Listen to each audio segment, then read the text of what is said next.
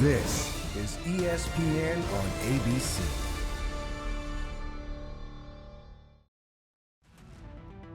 The best in the world at the Face-Off X. You like points, you like goals? All signs point to this being the game for you. Ground ball. Oh, what a hit! Deep with the left hand, free. You saw him open near side. Step down, scores! Pinballs off the defender and connects.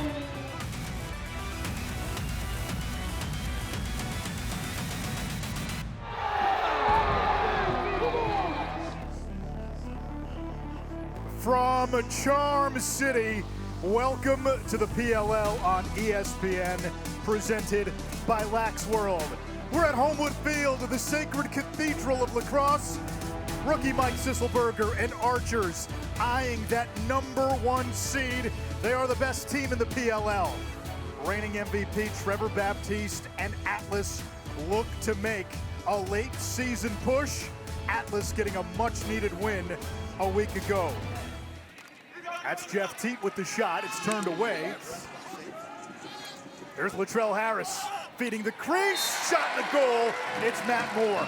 We've been seeing him more at attack with Grant Ament out of the box. And it's Archers in transition. Latrell Harris with a nice move to get free and set up Moore. Latrell Harris is a two-way stud who can bring it from defense to offense. And Matt Moore is your chameleon. When he played at the University of Virginia, they put him at attack, midfield, insert him anywhere, Kyle. Yeah, and that's the problem when you win a face-off and we don't have a solid plan. We took an early shot, made a nice save, we're down in transition, and we get an easy layup here. It took them till 12 seconds to go in the shot clock to get their personnel on the field. There's Connor Moore! 2-0 Archers. Moore, a rookie out of North Carolina, his 4th of the season. The aftermath. Here comes Sisselberger all the way. Bounce shot and transition opportunity. Kobe Smith had a 2 last week. Dumps it off to Teat. Eyes up, crease feed, shot, score, slam dunk, Eric Law. And Tom Schreiber, the first person out of the box, they're right into their offense, dodging downhill, and we get a step down on the backside. Durkin defending field, slips inside. Will it count? It does. Now you talked about that magic wand Connor Fields wields in the open. This guy is about 165 pounds soaking wet. He's going against a thumper in Tucker Durkin, who loves the body, loves to beat you up, who loves to make you feel his presence. He's so slippery, it's like he's got grease all over his shoulders. And once he feels the pressure right here, that is time to roll, and that is time to go flight.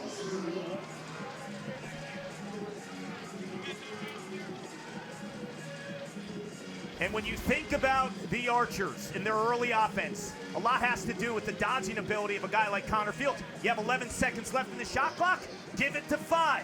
Why? Because he creates so much. You see all of his shots. The variety of some guys, lefty, righties, you'll see those goals scored all over the field. Previous play was ruled a good goal for the Archers. The Atlas have challenged that ruling. Not with Fields, though. He's so lefty dominant. All the defenders, Kyle, know he's going left. They still can't stop him. Yeah, he is a tough cover, maybe the toughest cover in the league. He can hang on to the ball, he can take a beating, and he can score in such a variety of ways.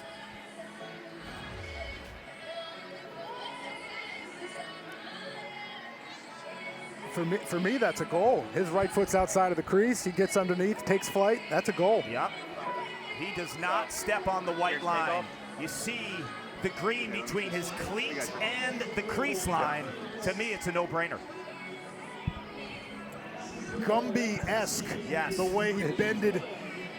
It is, and the toughest part about this is that's great defense. Tucker did his job. We were physical at the goal line. We kept him underneath.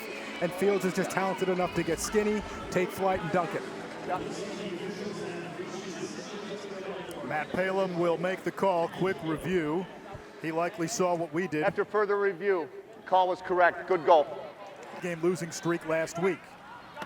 Mac O'Keefe fading away. Marquette. Richard fires on the run. Bounce shot, save Dobson. Ament weaving through traffic, absorbs the contact, goes down. Now Teat.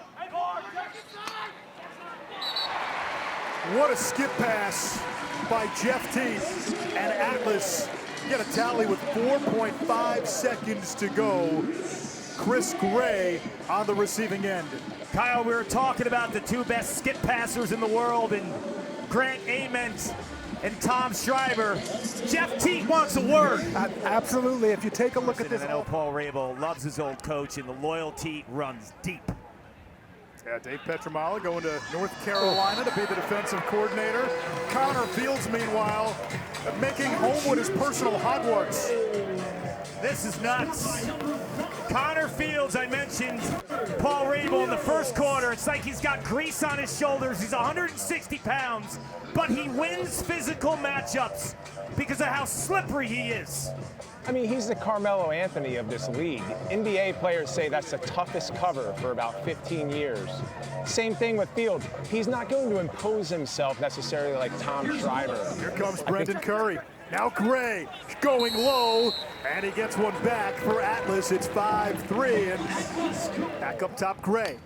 Costabile, shot blocked. We knew that there was going to be some challenges, but we also know the evolution of the game and the speed and the caliber of skill. And so what we're seeing is some phenomenal plays coming out of this 32-second. Teams have adjusted now in weeks 3 and 4, and we're seeing a defensive strategy and offensive strategy. But look, just like this, you can give a ball to someone like Connor Fields and he can get to the net in under 7 seconds. That's why archers are so talented in short possessions or long possessions. This is getting to the point now. Thompson, Connor Fields, what's the common denominator? Unquestioned balance. Fellas, worth pointing out too. Chris Gray. I was just going to say that. The immediate Chris answer. Gray. And that's his third of the game. Just before that high difficult shot that Fields made, Atlas were on the power play. They've got to get the ball into the hot stick's hand, and that's Chris Gray. So you go from a team that's 6-on-5 on one end, far better chance of score, to the other end, that degree of difficulty of Fields scoring. That's a 2-goal swing right there. And that's really been a pain point for Atlas. If you look at the history of their games so far this season, they have to capitalize on those power plays, and you can't give reverse transition. I lined up with him in sprints as a freshman, and I think that's what you get with a rookie like Xander Dixon. And you step on the field here, and you can rise to the moment without the pressure now that Costabile or Romar Dennis feels. I had that playing under someone. We get that with the Slim Reaper here. Let's run it to a replay. I'll give it to you guys. Every goal this half, one tops another. Paul Rabel, thank you for your time, and it's fitting that the legend who dominated this field for so long leaves on a goal by Xander Dixon with the backhand. They call him the Slim Reaper. In the words of Oppenheimer, I am become death, destroyer of worlds. Oh.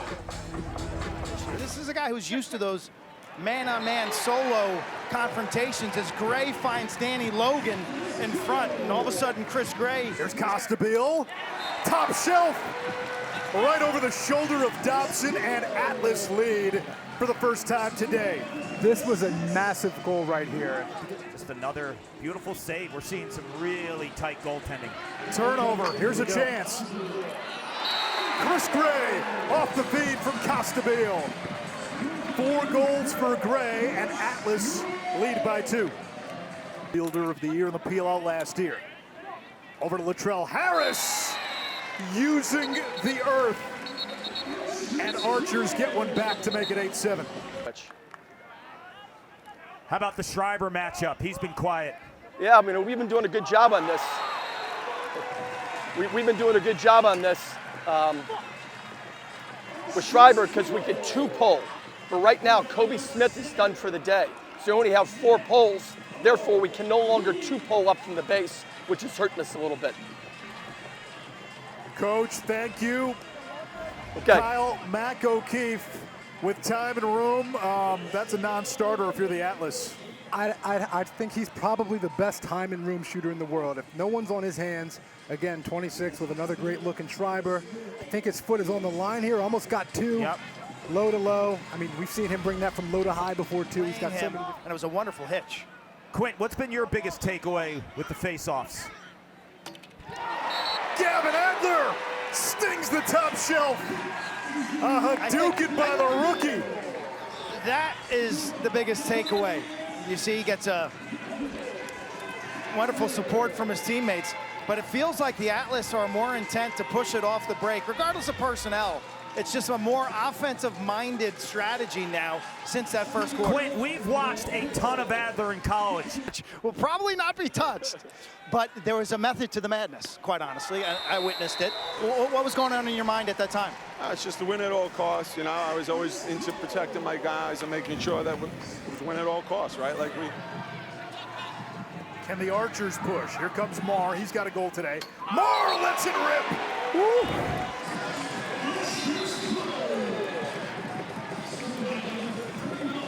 Connor Marr is making me eat my words. On draft night, it's time to shoot. Costabile gets past wires, fires and scores.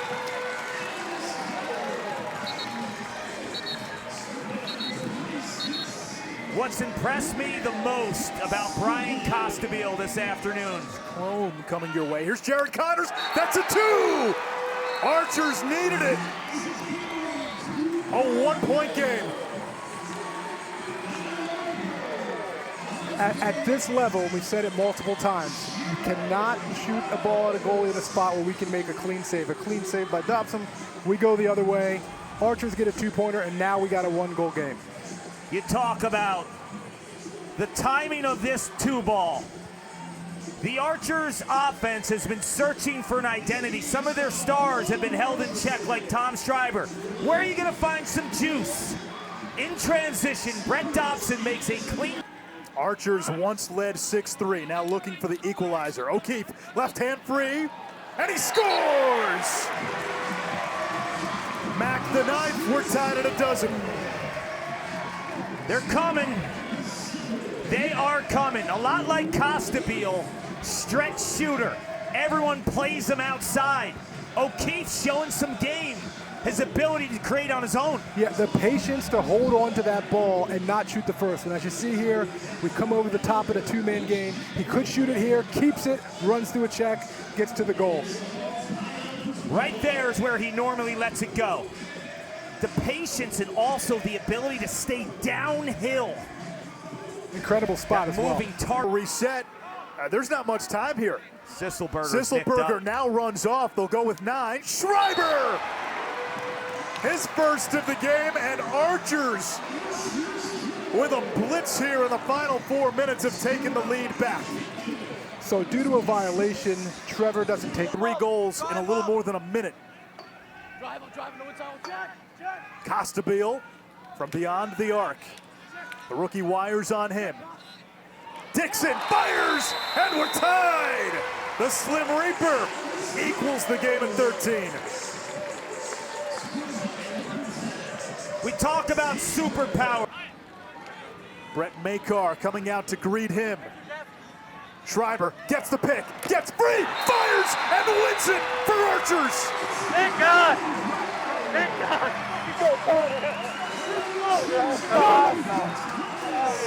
Back, break ground ball!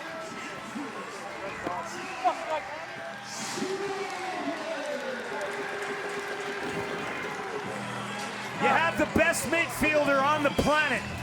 They just find ways to win. They find ways to win, whether that's in the clearing game, making clean saves, making stops on defense. I'd say it wasn't their cleanest game on offense, but they found a way to win. Highest scoring team in the league comes to life in the fourth quarter and overtime. Tough pill to swallow for the Atlas, who drop to 2-5, Anish. We still have one more game, and if you want to watch Paul Carcaterra eat fertilizer, it's your chance to do so. Whip Snakes and Chrome in about 35 minutes on ESPN+.